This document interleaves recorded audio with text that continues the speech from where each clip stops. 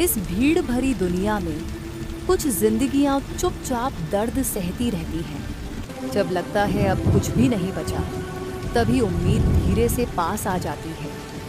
कभी कभी जो डरावना लगता है वही सबसे बड़ी इंसानियत दिखा देता है।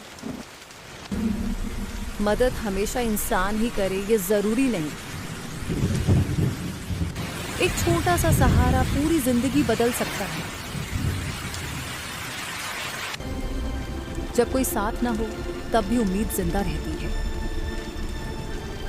उम्मीद कभी कभी अनजाने पंखों से आती है। जब सब अपने मुंह फेर लेते हैं